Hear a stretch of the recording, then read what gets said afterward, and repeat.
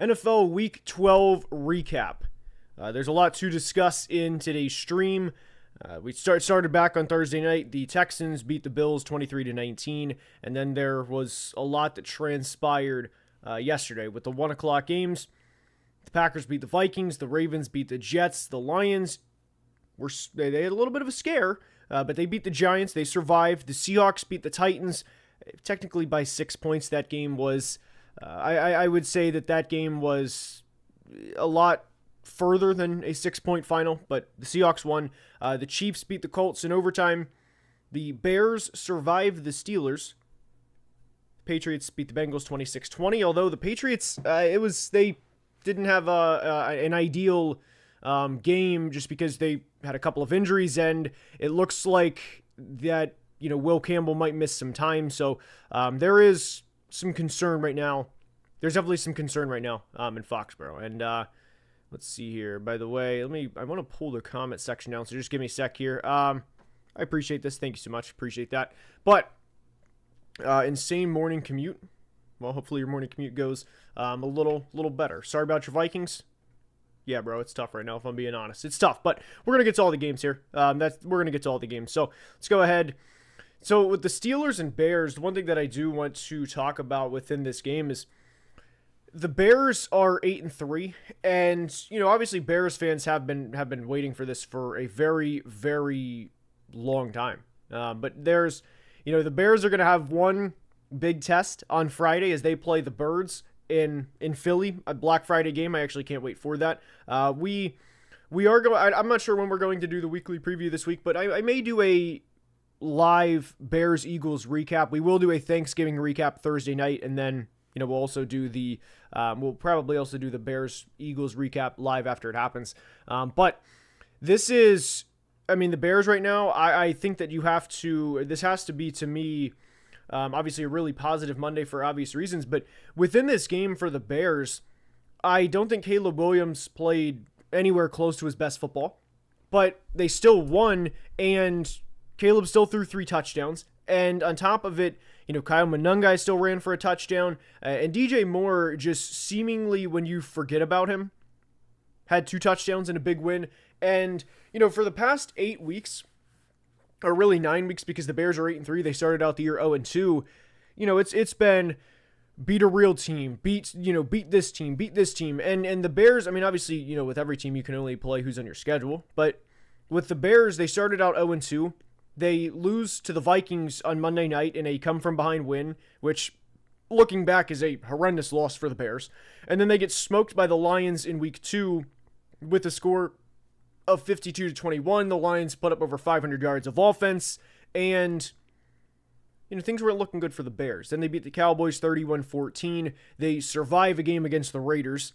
That was a very ugly win, but a win's a win. They have their week 5 bye, and then they beat the Commanders, beat the Saints, lose to the Ravens, survive the Bengals.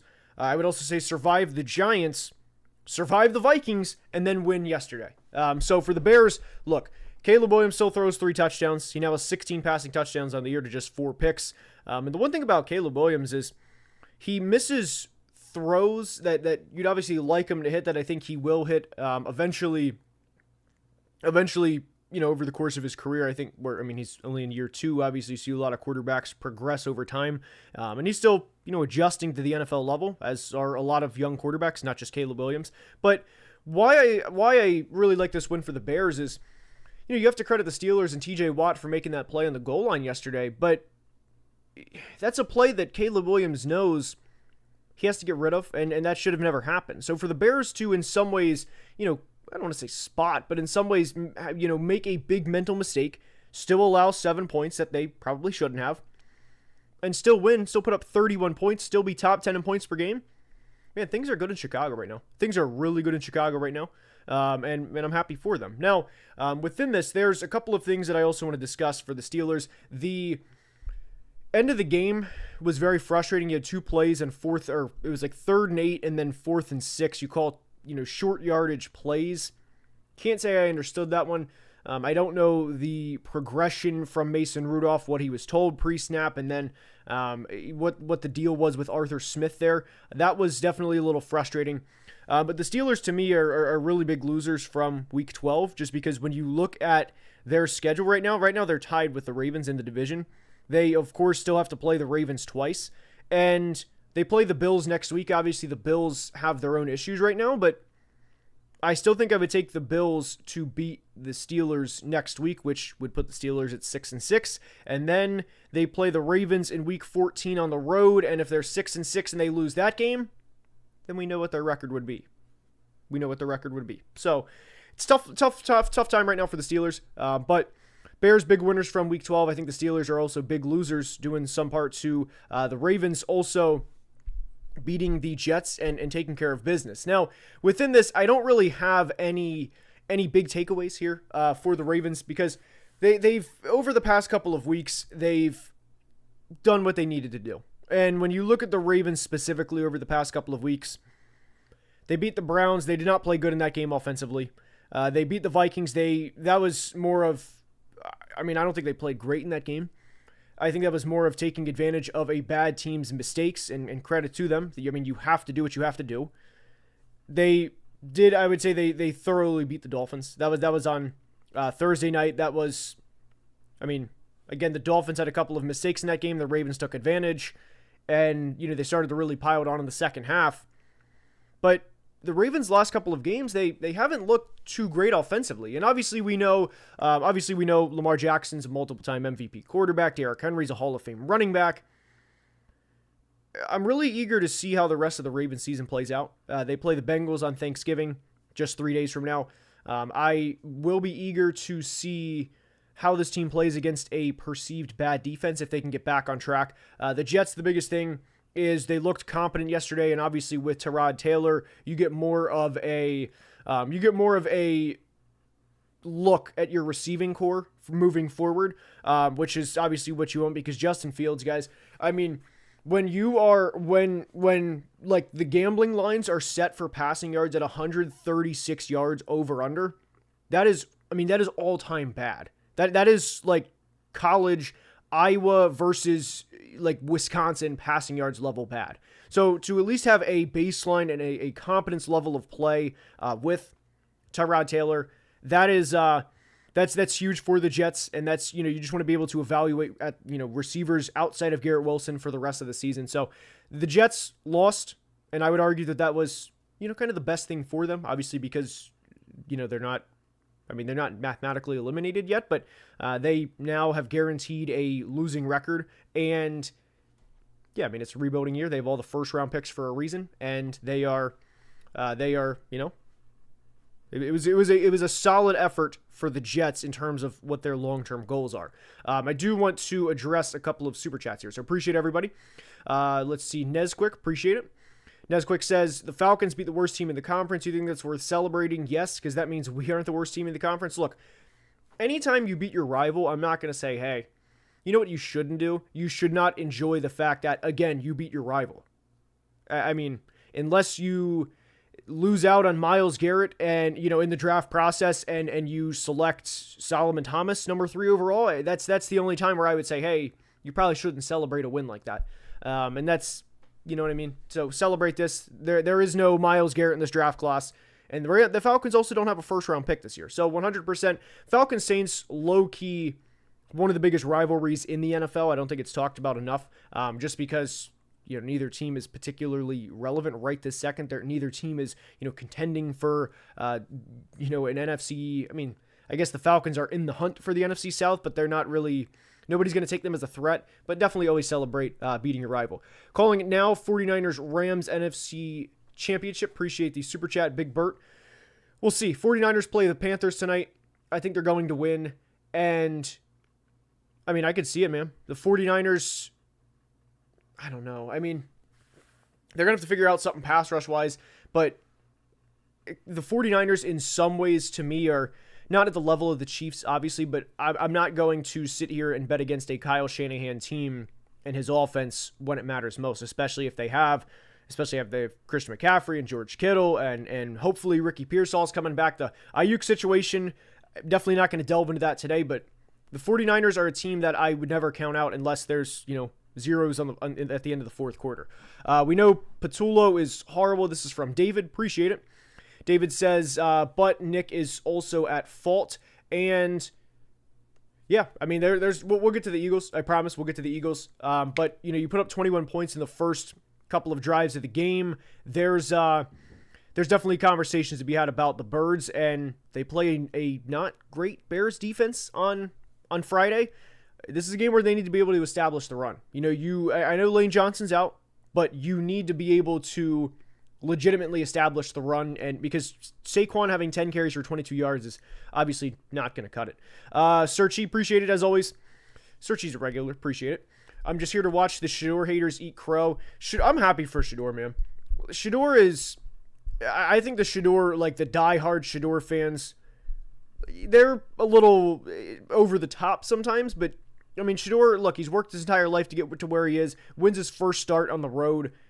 I don't care if it's against the Raiders. I mean, there's going to be haters that are going to say, oh, well, it's just against the Raiders, and, wait till he faces a real team. Who cares, man? It's an NFL team. He's worked his entire life to get to where he is. Good for him. Good team win. And that's the biggest thing. If you work your entire life to get somewhere, you are allowed to be happy in the moment. And just remember that. That's good for Shadeur. Appreciate it, Edward. Edward says, if I have to watch Falele start again, I might lose it. I get where you're coming from. I know Ravens fans, one of the things they bond over is their disdain, I'll use that word, for right guard Daniel Falele. Bulldogs, appreciate super chat. Trevor needs to buy fans blood pressure medicine. I don't entirely disagree with that. Just because Trevor is, I call it Jekyll and Trevor. Just you never know which player you're going to get, and Trevor had 4 turnovers yesterday. The Jags survived. The FA chat live, hell yeah, appreciate you guys being here. By the way, if you guys are enjoying, please take a second, like the stream. A football will appear, and it also helps the channel tremendously. So, let's keep it rolling here. Seahawks, Titans. Within this, the Seahawks, they win yesterday 30-24. I made this joke within the Week 12 recap. I might as well make it again. They had 69 yards and penalties. Nice.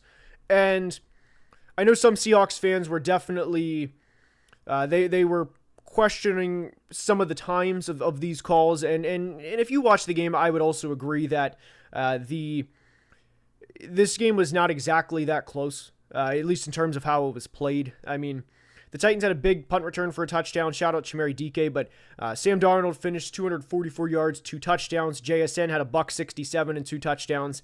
This was, in a lot of ways, I said this in the Week 12 preview, this was a team that needed to not play with their food, obviously, because the Titans defense is not great. Sorry, Titans fans, you guys obviously know that, but for reference, this was the Titans starting cornerbacks against Jackson Smith-Njigba in Week 12. Marcus Harris, Samuel Womack, and Darrell Baker. And it went about exactly as you would expected, but the Seahawks took care of business. The Titans, again, did everything they needed to do. And with Tennessee, my biggest thing with them moving forward is for the remainder of the year is I want to see the Titans lose out. That way they can trade down a pick or two, pick up more draft capital, and really rebuild this team the right way. So I do want Mike Borgonzi to get the number 1 pick, back-to-back number 1 picks, because I do think he has his quarterback of the future. Cam Ward, if there's any positives to take away for the Titans in this game, I think there's 2. Cam Ward, best game of his season against one of the best defenses in the NFL that other quarterbacks have struggled against, by the way, with a not great supporting cast, obviously, for Cam Ward, and you lost. So you're not in jeopardy right now of losing that number 1 pick. And if you get that number 1 pick, you can maybe get another second-round pick out of it, maybe get a 2027 first out of it, and still draft somebody like Jordan Tyson from Arizona State or Ruben Bain, a pass rusher from Miami. So all around, really, really good day for the Titans. Now, for the Patriots, right now, the report that I have heard is Will Campbell is expected to go under an MRI, and that the Patriots play Monday night next week in Week 13, and that he may miss more than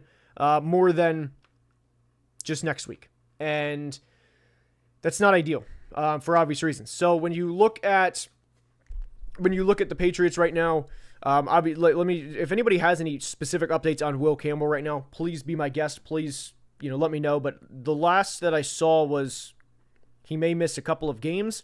He'll probably be out more than a week or two, but it was not, from what I saw, it was not like torn ACL 100% done for the year. It was not that from the last I saw.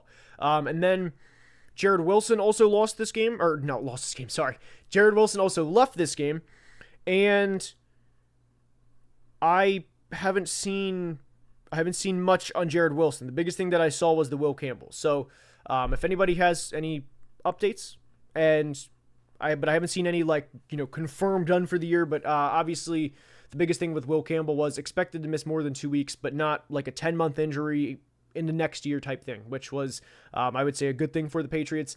With the Bengals, there's a couple of times where there's a couple of times within a game where I'll be watching a play and I'll just see a play happen. And if you guys follow me on Twitter, then you'll know, I'll immediately tweet, oh man, prayers up for whoever. The T. Higgins play yesterday where he got hurt, I immediately saw that. I mean, he landed on his head and it was oh my god, he was knocked out. And so it was very much prayers up for T. Higgins immediately. And it was a very just bad situation at that specific time. You had no Joe Burrow, no Jamar Chase because of Spitgate, and then T. Higgins gets knocked out of the game. You have a short week against the Ravens. The Bengals are obviously 3-8. It was just a game for the Bengals that I don't think there's any major takeaway. Just they lost against a better team. The Bengals are who they are. The only thing that I would say is I don't think that they should rush Joe Burrow out there. I don't have any real definitive bold takes about the Bengals, but the season's over, and you know that, I know that. Why would you want to rush Joe Burrow out there in a season that, I'll just leave it at that. But glad to see it's back to football. Appreciate the super chat, tall relativity. Everyone should quite frankly, I agree. I appreciate the super chat. Thank you. All right. Let's see here. All right, let's go back to, hold on here. Did I not take this off? I thought I did. There we go. All right, let's go to Giants-Lions. So, Shane Bowen fired. That's also why Shane Bowen was on the thumbnail today. Chip Kelly was also fired. He was fired last night. Shane Bowen was fired this morning. I did tweet that after it was announced that Shane Bowen was fired, that over the last 6 games, the Giants are 0-6 in these games, by the way. The Giants had allowed 31.6 points per game defensively. Now, I will say within this, I'm 27. I don't know if you've actually seen a picture of Shane Bowen. He's only 38. So there's a little bit of a difference in looks between myself or other people and then Shane Bowen at 38. So Shane Bowen, he's seen some stuff, but the Giants are 2-10, and yesterday, the Giants lost this game. It was a very Giants loss, for lack of better wording. They had played this game a couple of times this year. They lost to the Cowboys in overtime, 40-37 back in week 2. They, of course, lost to the Broncos in week 7 when they allowed, with Shane Bowen's defense, by the way, 33 points in the fourth quarter. They had, lost the Bears game, the way they did, and they lost this game. So changes need to be made. Mike Kafka, in a lot of ways, fighting for his job. Well, not fighting for his job, but coaching for the opportunity to have a chance to coach this team next year. You got to do what you got to do. Changes need to be made. He deserved to get fired. And this is a chat from CCAI. I completely agree here that Bowen deserved to get fired. Gibbs tore them up. And within this game, by the way, I do want to, Jameis, there's a comment about Jameis. Shout out Jameis, by the way, because Jameis had the receiving touchdown yesterday from Gunnar Olszewski to throw that touchdown to Jameis, and then Jameis to make a play after he caught the ball was awesome.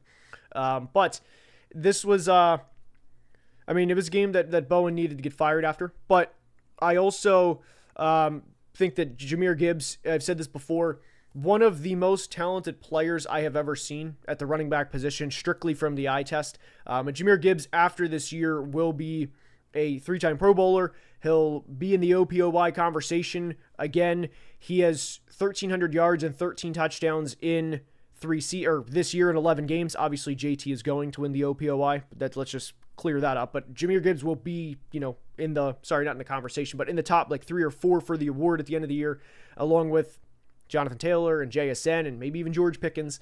But this is, Jahmyr Gibbs is awesome. Very, very fun player to watch. And 264 yards, 3 touchdowns. I'm looking forward to Packers Lions on Thanksgiving. Your parents knew you'd be good. That's why they named you Garrett Football. I appreciate that. Let's see here.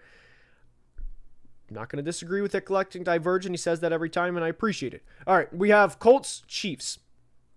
And by the way, quickly, Gibbs may also break Barry Sanders' record. I don't disagree with that. So I don't disagree with that. I would actually be pretty surprised if he doesn't by career end. So I do agree with that.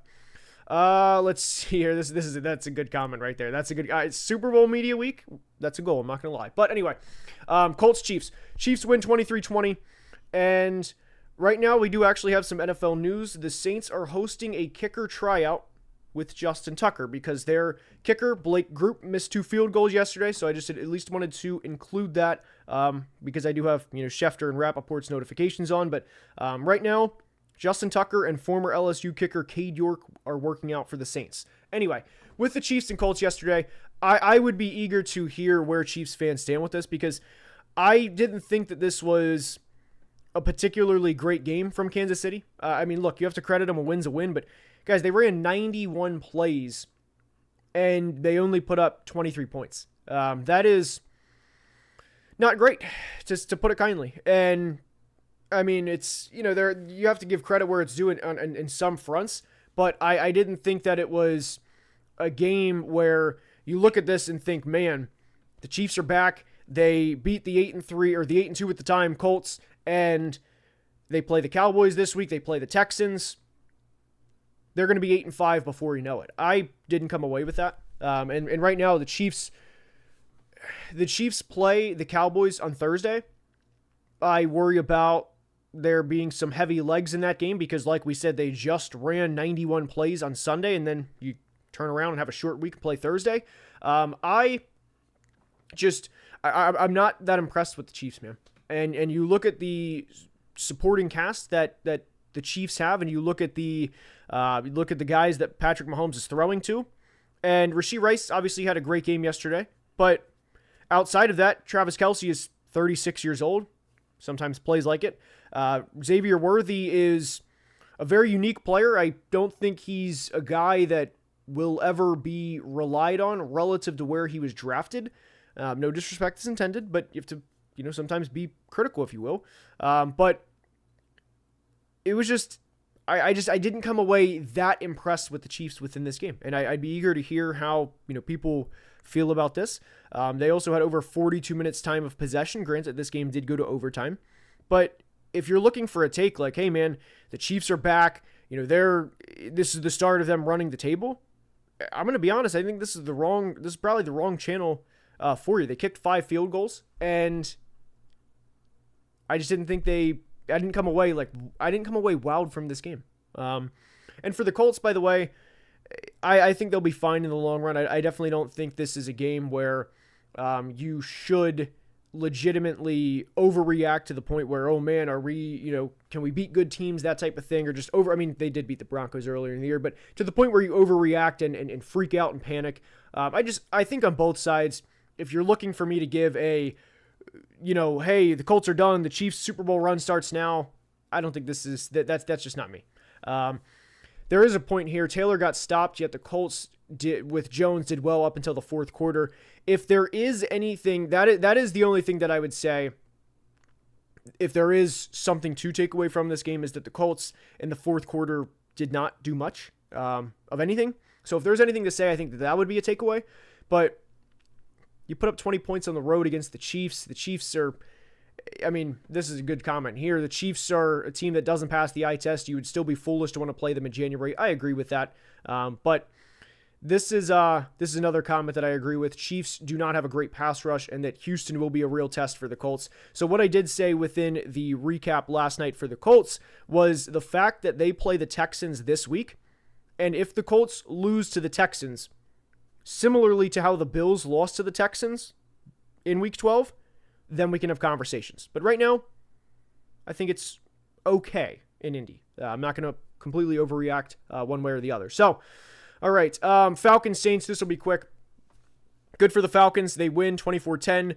This game, by the way, was one of the miscellaneous. Did you send a super chat here? Did we send a super chat? Oh, I'll get to it. Here, let's go and address this real quick. I was promised I was going to get to them, but I just didn't. We'll just break it real quick. Do you agree with TFG? The Bears go 9-8. No, I think they're already 8-3. I'd be surprised if they finish 1-5. The Bears schedule is. Let's take a look here. The Bears rest of their schedule. Let me just pull this up real fast. The Bears rest of their schedule. They play at Philly, at Green Bay, Cleveland, Green Bay, at San Francisco, Detroit. I think they'll win at least one more than the presumable win against Cleveland. So I think they'll get at least 10 wins. That's just me, but I think they'll get at least 10 wins. All right. Let's see here. And then sorry about your Vikings, man. Hope you have a good week. I mean, I'm not going to have a worse week than I had yesterday while watching that game. We'll get to the Vikings game here in a minute. That was, oh, baby, that was just not a fun game. That was just not a fun game. And we'll get to it in a minute, I promise. That was, I don't know if you guys heard that neck crack. It was kind of a nice neck crack, but it was a very, very ugly game. But we're going to go Falcons Saints first. And within the Falcons Saints, the Kirk Cousins played a solid game. He did have a pick six. It was not Kirk's fault. The ball was like, he was throwing like a quick route. Ball bounced up. The ball was just kind of hanging there. DB plucked it, went the other way. Happens, right?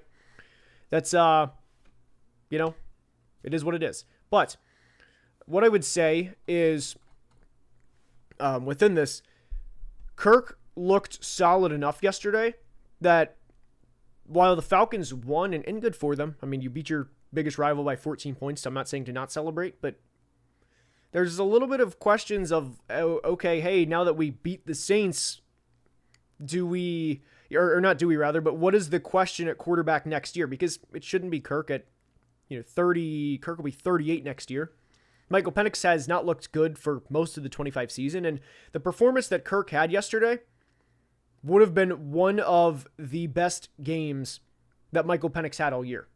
So I think there's a little bit of a conversation like, hey, truly, where are we with Michael Penix at this point?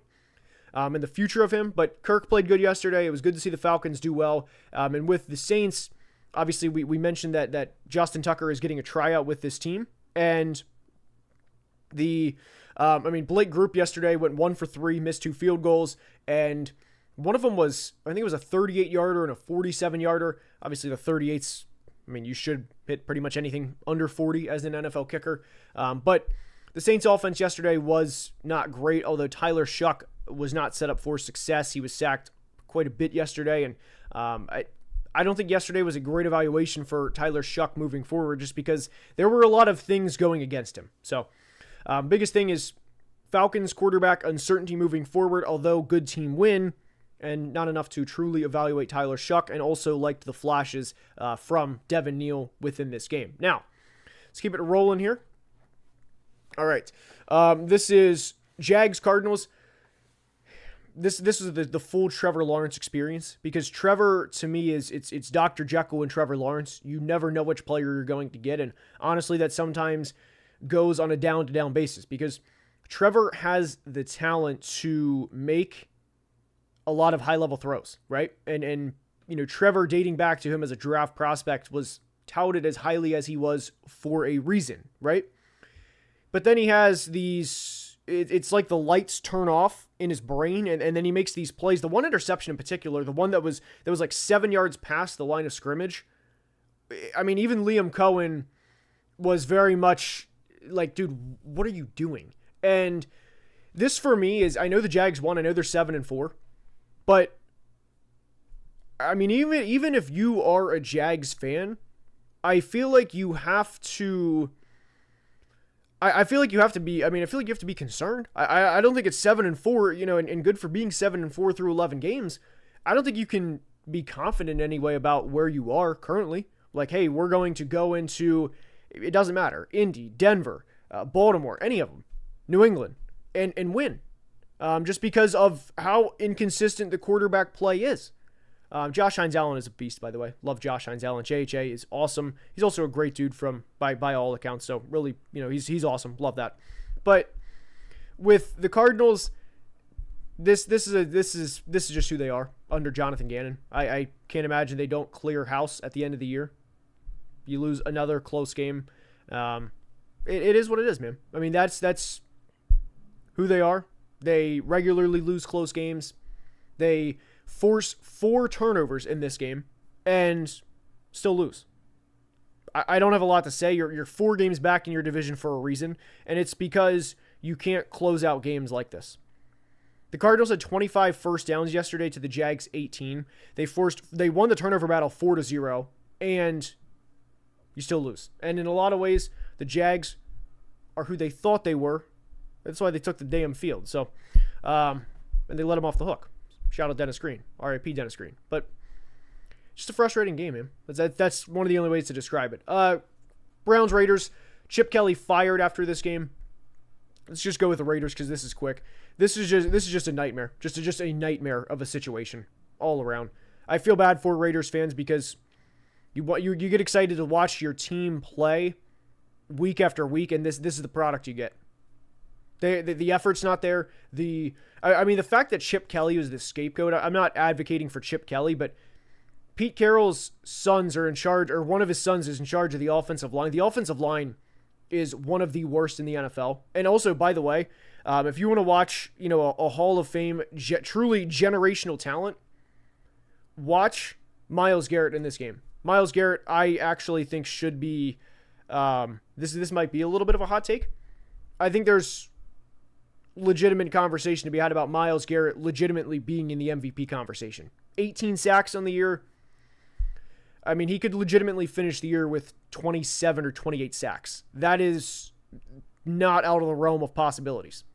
Myles Garrett, if you want the generational pass rush label, just ask yourself if Ruben Bain is Myles Garrett as a prospect. Ask yourself if any of those guys coming out are Myles Garrett as prospects.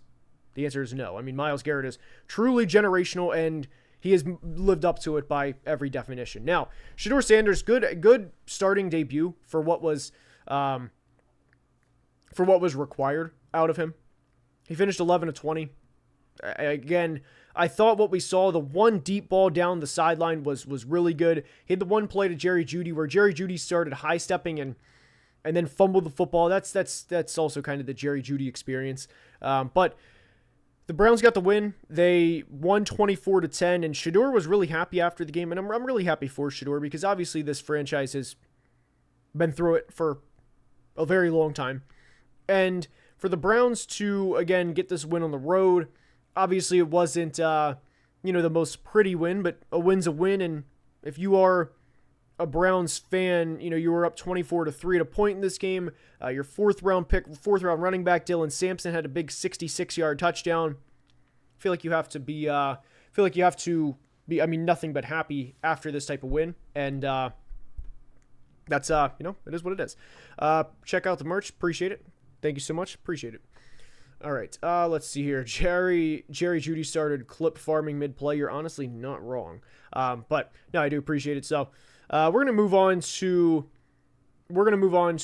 Eagles Cowboys. And if you are an Eagles or Cowboys fan, I would love for you to comment just your thoughts on this game because there's a lot of takeaways from both sides. I guess we'll start with the defending Super Bowl champion Philadelphia Eagles.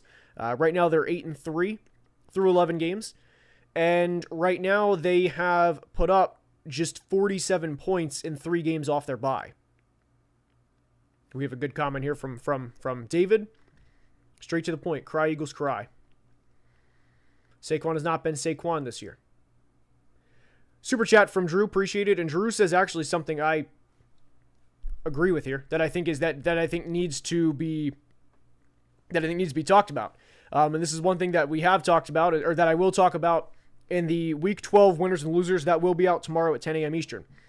How about Dallas's new defense? Despite allowing 21 points, you could argue 14 were not entirely their fault. They shut out for 3 quarters. The path is there. And that's exactly what we hammer home tomorrow in tomorrow's video, is when you look at the Cowboys, right? Quinnen Williams, Osa Odigizua, Donovan Ezeraku, and Kenny Clark along that defensive line. This is a team that, you have to credit I have to credit Brian Schottenheimer. People kind of make it like I was wrong about the Brian Schottenheimer situation. People are like, oh man, credit for saying you're wrong, but I feel like it's something you should do. I mean, if you're wrong, you're wrong. I was 100% wrong about Brian Schottenheimer. I thought that he was going to kind of come in and, I don't want to say waste careers away, but I thought it was going to be a middling hire. But right now, this team plays with their hair on fire. They've allowed 37 points in the last 2 games, which is a far cry from where they were. And they're forcing turnovers. They forced a turnover in 7 straight games. And the biggest thing with the Cowboys that, again, we'll highlight tomorrow is if they split in weeks 13 and 14 against the Lions, or against the Chiefs and Lions, they can win 10 games. And the Cowboys are going to be a team that you do not want to play in January. Get your Dak jokes in. Oh, well, Dak will choke, whatever. The Cowboys are going to be a team that they can run the ball with Javonte Williams. George Pickens this season specifically is a top 5 receiver. Without a doubt. This season specifically, top 5 receiver. CeeDee Lamb's had a case of the drops, but still with the big play down the right sideline yesterday. The plays are here and there for CeeDee. This is a team that, for Dallas specifically, if they get into the dance, they can make noise. But the defensive line improving. Quinton Williams already looks, the flashes have been there. All I'm saying, the path for Dallas is there. Now, with the Birds, this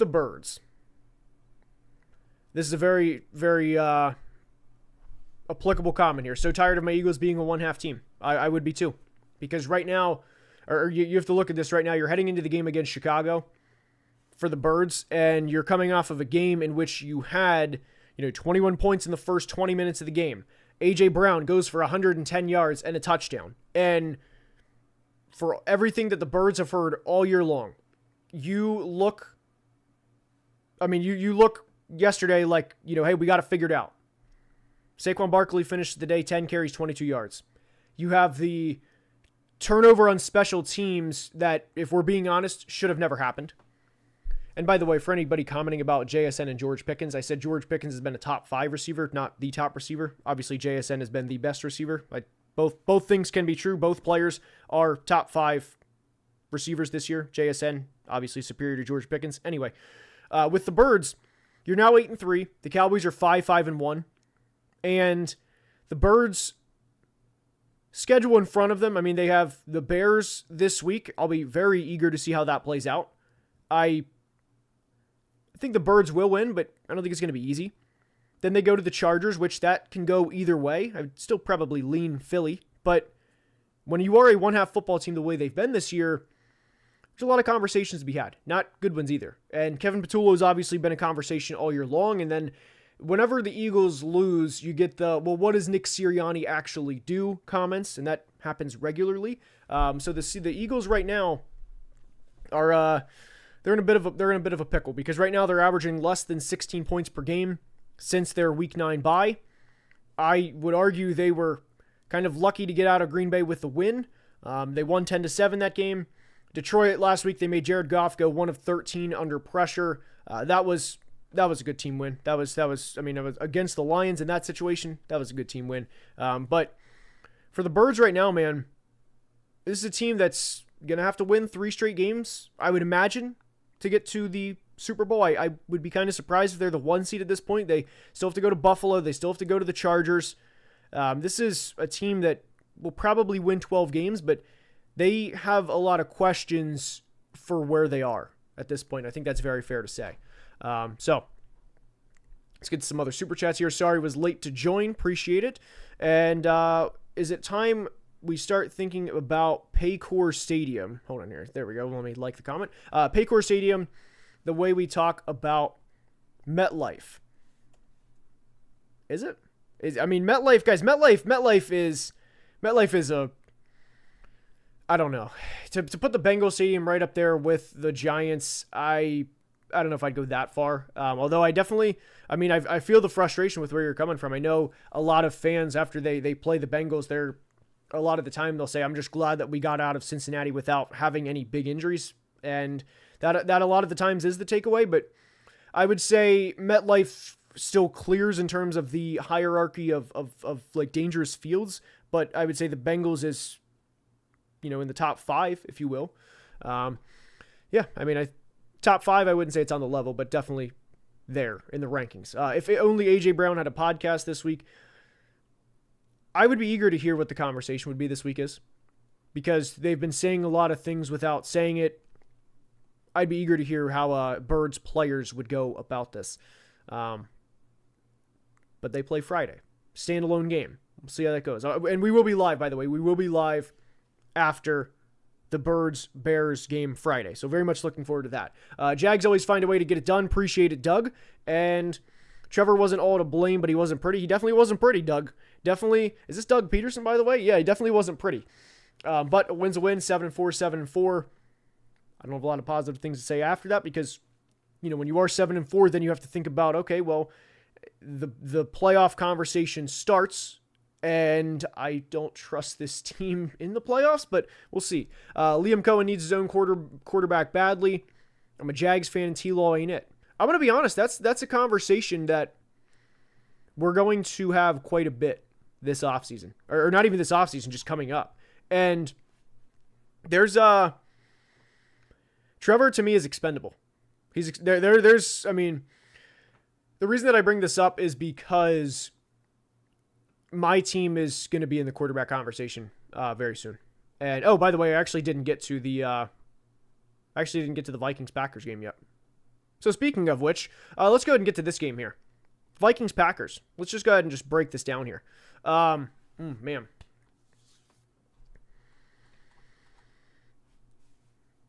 I have a lot to say.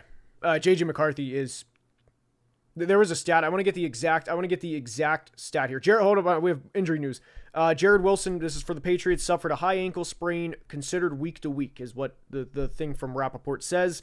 And he also acknowledges that, where is it here? It says most are 4 to 6 weeks. The hope is on the shorter side. So the Patriots definitely have a challenge for their offensive line coming up. But here we go. Vikings, Packers. I do want to get this specific stat right with J.J. McCarthy, because there was, here it is. J.J. McCarthy, this is per dropback in EPA among qualified passers since 2000. Per True Media, there's 852 quarterbacks.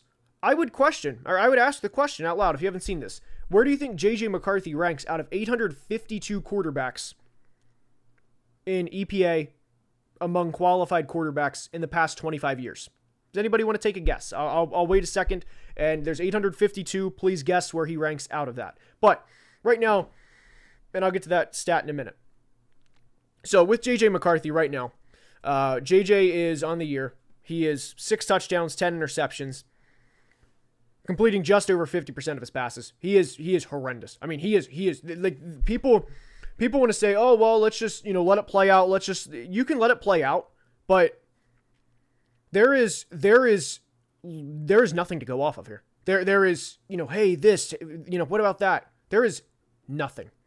He doesn't see the game well. He doesn't play with anticipation. He waits for the hole to open and then still hitches and then still waits to throw it. He's late on a lot of reads. He had one good throw yesterday, and that was about it. He had one good play, and it was the one down the left sideline. It was just one. It was one play out of the 19 throws that he had.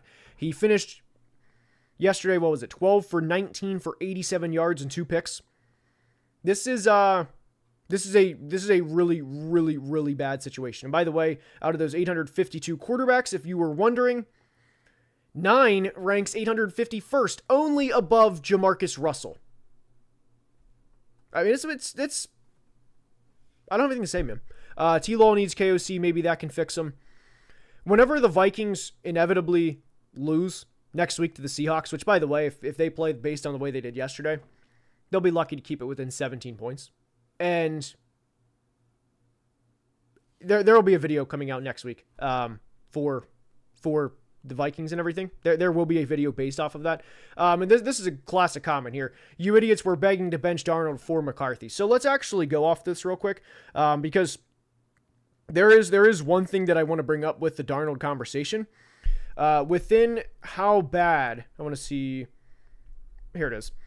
I'm going to pull up the exact thing that I'm looking for, because despite how bad JJ McCarthy has been for the Vikings in 2025, what I want to point out with this Darnold and McCarthy part is JJ, out of the last 13 games for the Vikings at quarterback, his EPA in Green Bay yesterday was negative 16.9. Obviously bad. 12 for 19, 87 yards, sacked 5 times, 2 picks. Bad. Sam Darnold in Week 18 against Detroit last year and the wild card round against the Rams were worse than what JJ was yesterday in EPA per play. So everybody that, oh, you should have kept Darnold, you should have did this, the roster would still be bad with Sam Darnold. Do you guys, and I'm asking anybody that wants to dunk on the Vikings about this, and by the way, Kwesi, he has made some horrendous decisions that absolutely deserve to be dunked on, 100%. But I'm asking, as civilly as I can you legitimately name the Vikings starting corners right now? Because whether the quarterback is Sam Darnold or whether it's Tom Brady or whether it's J.J. McCarthy, that does not change the fact that Isaiah Rodgers has not been great, Byron Murphy's been okay, and then after that it's Theo Jackson, Dwight McGlothern, and Fabian Moreau. And the safety play is truly amongst the worst in the NFL. So the secondary is horrible. The defense is not good. They've also taken a step back. They've also been banged up. And this is, and again, outside of Isaiah Rodgers, yes, Isaiah Rodgers had the one great game, the all-time game against the Bengals. He hasn't been great since. A lot of the time, he is very soft in run defense, and this is an all-around very, very bad football team. Jalen Redmond and Eric Wilson are the two best players that show up regularly on defense, and it's a nightmare of a situation. You don't just replicate. You don't just walk into 4,300 yards and 35 touchdowns and expect to replicate. Let's just go back to this, and again, I'll ask another question. Wholly fired up. I think I'm having a civil conversation. I'm not pounding the table mad, but let's just go ahead and talk about this, right? All right. 4,300 yards, 35 touchdowns. Do you know off the top of your head where the Vikings finished in yards per carry last year as a team? Which, by the way, this is also why the Vikings lost in the wild card round against the Rams, because they finished 26th in yards per carry offensively. Aaron Jones at the end of the season was like Gary the Snail in the race with SpongeBob, where he's like, "You're wasting everything we're training for, Gary." And Aaron Jones at the end of last year was like, at the end of last year, because he was beat down. The offensive line last year was not good. So by not bringing Sam Darnold back, it allowed you to bring in guys like Ryan Kelly and Will Fries in free agency, which if you had Sam Darnold, you were probably going to roll into the year with Blake Brando along the interior offensive line. You were probably going to try somebody like Justin School or somebody else that's just a vet that's really not good. Sam Darnold always coming back was, again, this is for people that just don't know how depleted this roster really is, was not going to magically cure everything. Do the Vikings win yesterday with Sam Darnold? I don't think so, because there was a big special teams miscue yesterday that whenever this happened, the Vikings game was over. They had the miscue, the Packers scored a touchdown, and it was over. And if you watch this team play, they do not play with anywhere close to the same level of intensity that they had last year, and they're not anywhere close to the same team like universally that they were last year. So that asks the question, does Sam Darnold bring all of that back together? Is Sam on the sideline saying, hey, come on, Jonathan Grenard, Andrew Van Ginkel, go get him, buddy? Is he slapping him on the language? Is he slapping him on the ass and saying, hey, go sack the quarterback?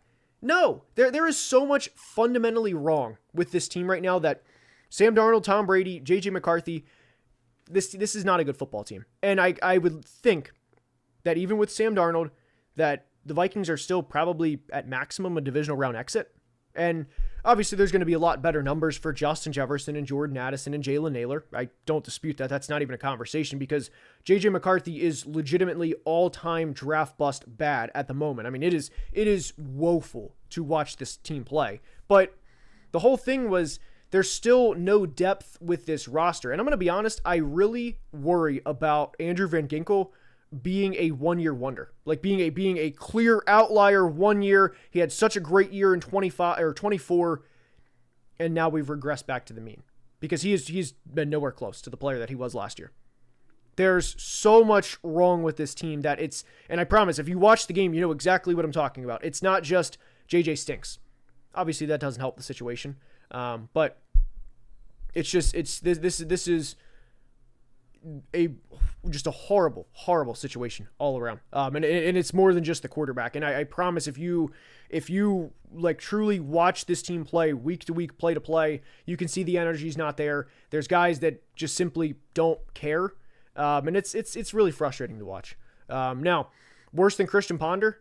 Yes, JJ McCarthy it's not even close. JJ McCarthy has been miles worse than Christian Ponder. That would be, like, just to be honest, it would be an insult to Christian Ponder with how JJ McCarthy has played so far. And if things turn around and if JJ McCarthy turns it around, I'll be the first to say, like, hey, I was wrong. But right now, with what we've seen, JJ, more interceptions than touchdowns. He's barely completing 50% of his passes. There's a reason with that stat, out of 852 quarterbacks since 2000, that JJ ranks 851st. That does not happen by accident. You know, if he ranks 700th, whatever. You know, maybe whatever. But second to last with Jamarcus Russell being the only quarterback behind him, you have no idea. You have no idea where the ball is going when JJ is winding up the throw. You have no idea if it's going 10 feet over a guy's head. You have no idea. This is an all-time bad situation. And then I think Kwesi should be gone at the end of the year. This roster is also very bad. The special teams coordinator, Matt Daniels, is also very bad. This team has probably lost 3 games this year alone off special teams that you can make a case if this doesn't happen, if that doesn't happen, they could be 6-5, 7-4 right now. Not that they'd be a serious contender, because I promise they would not be with where this offense is, but it's an all-time bad situation. And by the way, credit to the Packers. And by the way, I also want to say to Matt LaFleur, like, a personal thank you for not running the score up, because the way this game was played, especially once that special teams play happened, it might as well have been 100-6. So, I'll just leave it at that. Let's see here. Kwesi, this super chat from my pet bearded dragon. Appreciate it, as always. Appreciate you being a member as well.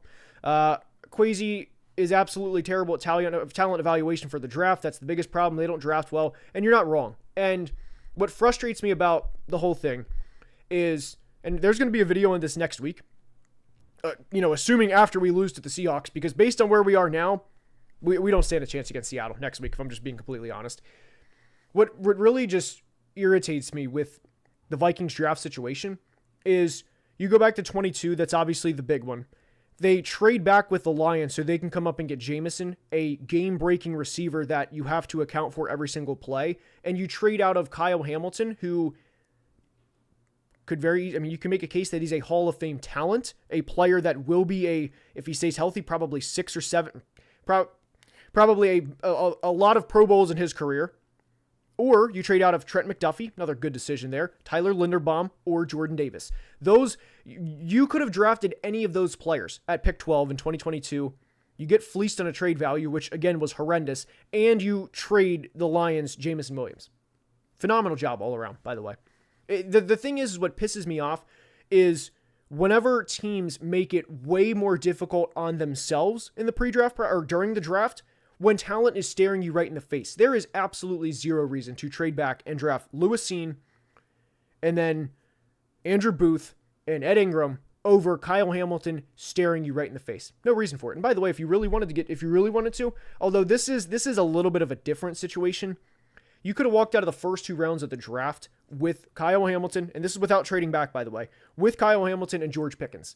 George Pickens, the whole attitude, that's when I'm willing to kind of like, that's a little different. But talent was right there, man. All the other things are true, but the quarterback position is transformative. McCarthy level of play to Darnold is worth 2 to 3 wins. I asked the question nicely. Does Sam Darnold with this specific team, with how flawed this team is, lead this team to a Super Bowl? No. And then, by the way, I like Sam. I like Sam a lot.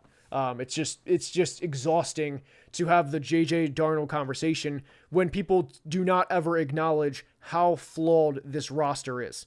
T.J. Hawkinson is also not good. That's another problem in itself. Speedy, appreciate Super Chat again. As a Giants fan, when Dart took over, even with our injuries and deficiencies, we went from hopeless to beating the Eagles and Chargers. Again, I don't disagree with what you're saying, but I don't think that Sam is going to take this team from 10 wins. I mean, we won 14 games last year, due in large part to playing the AFC South. The Colts were, Joe Flacco last year / AR. The Vikings beat they had a highlight reel against the Texans, if we're being honest. The Jags game was very ugly. That was also within the bad part of games that never get talked about with Sam Darnold. And then the Titans, number 1 overall pick, you beat a number 1 overall pick team. But just a tough one. What is Kwesi's best trade aside from Jefferson? So Kwesi actually didn't make that trade. That was actually 5 years ago. That was actually 5 years. That was the GM before Kwesi. So Kwesi inherited Christian Darrisaw and Justin Jefferson. It's a bad team, man. It's a really bad team. If I'm being completely honest, I really hope that this team loses out. JJ starts the rest of the year, so you definitively have your answer that he will not be the guy in 2026. Again, based on what we've seen in the first 6 starts, because this has been horrible, and that you rebuild the team the right way. This could not be further from the truth, by the way. This could absolutely not be further from the truth, that I am Sam's biggest hater. I have said countless times that I am very happy for Sam. You want to talk about like getting, crashing out, as the kids say? I could not be happier for Sam Darnold. I'll just replay it one more time. Sam represented the organization the absolute best way. He did everything he could to give this team a chance to win. Everything. 14 wins, 35 touchdowns, 10th in MVP voting. You were offered a 1-year deal for, I don't remember what the exact numbers was for Minnesota, but it was less than $40 million per year. You're offered 3 for $100. Let me just present this offer to you here, Seahawks fan. You're offered $100 million to sign here, or you're offered $30 million to sign here. Which one are you probably going to take? I hate the fact that I'm a Darnold hater. No. Again, I could not be happier for Sam personally. And to be honest, Sam is going to kick our ass next week. It's going to be ugly. So, and again, that's the whole thing within this. I'm more annoyed that JJ is all-time draft bust bad. It's one thing if you're below average, but all-time draft bust bad is frustrating. Yeah, I'd take the bigger offer. Like a normal person. You have $100 million, 9-figure staring you in the face. I wonder which contract you're going to take. But anyway, Kwesi must lose his job in the front staff. Who would you like to see be the new GM? Me? I'm kidding, by the way. I'm kidding. But, if I was the GM, we'd have Kyle Hamilton, we'd have George Pickens, we wouldn't have Lewisine and Andrew Booth. And the Lions wouldn't have JMO, which that would be interesting. But anyway, I don't know. Honestly, I'm not knee-deep into the GM search. I have no idea. Just somebody with actual football experience would be nice. All right. I do appreciate this, by the way. Appreciate this. And I think I'm going to leave on that. And this is also another thing that never gets discussed. The Patriots weren't going to trade the May pick. Were you supposed to trade 3 first-round picks and Justin Jefferson and Jordan Addison to the Patriots? So, anyway. Proud of Latu, but mad at Sykin. Go Colts. Latu's probably going to be in the DPOY conversation next year, if we're being honest. So, but that will wrap up today's stream. Hopefully you guys enjoyed. And if I didn't say it again already, credit to the Packers for just dismantling this team. If I didn't say it enough, it was more of a Vikings rant at the end. But I feel like it was valid. So that will wrap up today's stream. Hopefully you guys enjoyed. And until next time, and if you're not having a great day, hopefully this took time away from any struggles you may be going through. But Thanksgiving is this week. So try to think of the positives. And hopefully you have a good meal with your family on Thursday. We'll be live probably Wednesday for the Week 13 preview. But until next time, as always, please be safe and have a great day. As always, love you guys.